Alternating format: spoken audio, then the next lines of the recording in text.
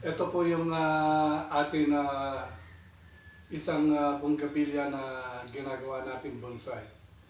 Bali, ito pong halaman na ito ay back to zero ko. Ang ibig sabihin po nung back to zero, kinat ko po lahat ng branches niya at pati yung kanyang trunk. Bali, ito po nun ay kalbo, walang kadahon-dahon at kinat ko ang mga kanyang trunk at saka mga branches.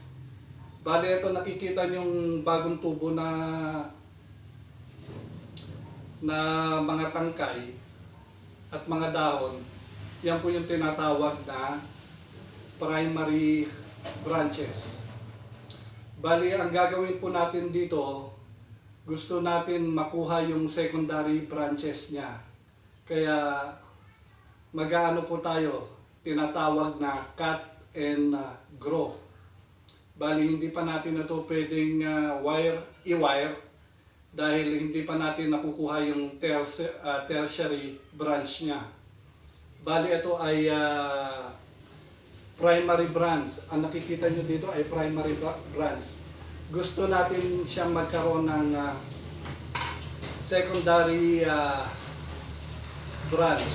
Kaya ang gagawin natin, iti-trim natin ito o i-proproning. So, ikat natin siya ng mga 3 inches.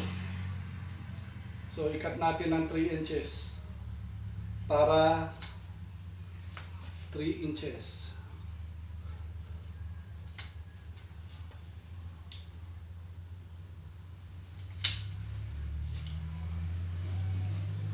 So, 3 inches.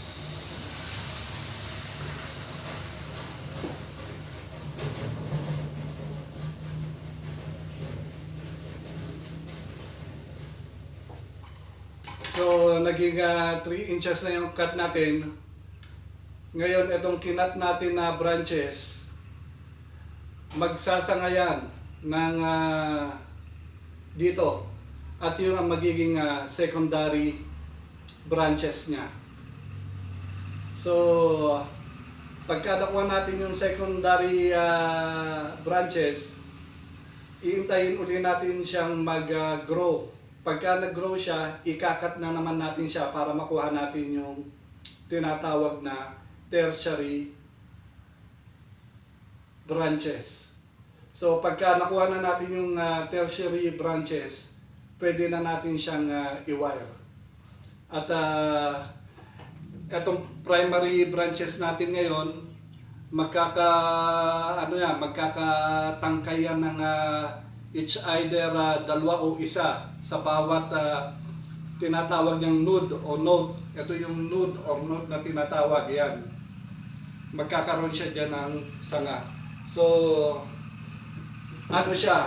lalago na siya at pagka nakuha na natin yung tertiary branches, pwede na natin siyang i-wire. Magkakaporma na yung ating prospect na bonsai. At sana may natutunan po kayo. Huwag po niyong kalimutan i-like at i-share ang mga content na ginagawa ko. At mag-comment din po kayo para malaman ko ang mga input na gusto niyong iparating sa akin. Salamat po.